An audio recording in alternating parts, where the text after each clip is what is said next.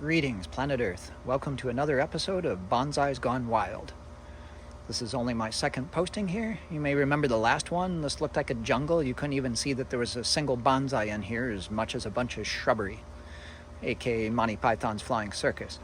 So I did do a little bit of trimming last week, so it's starting to look a little bit more like a proper bonsai display here. So I thought I'd capture this, lest I get rid of these before we move.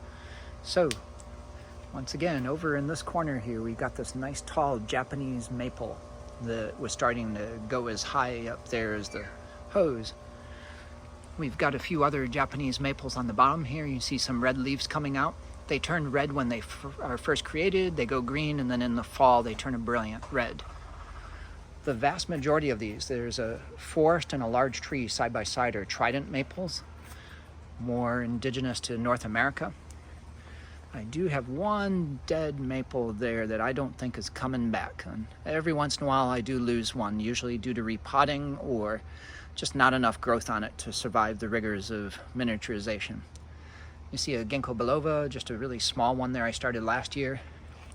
Up here we've got a fairly sizable one that was a good foot taller than that until I gave it a haircut last week.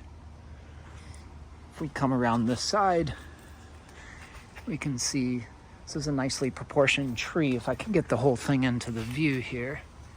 It's very hard to see with the background there, but our little glimpse of northern environmental trees here down in Florida. If we come along the backside, it's difficult to see because of the backlighting, but you can see there's a forest of about 7 trident maples there. And then you can see there's one sizable trident maple here that's probably the better part of 9 or 10 years old now. And then last and not least, there's a cherry tree from Barbados there on the very end there that's still fairly young. Okay, signing out for this time. Happy Memorial Day weekend for everyone here in the US, and go bonsais.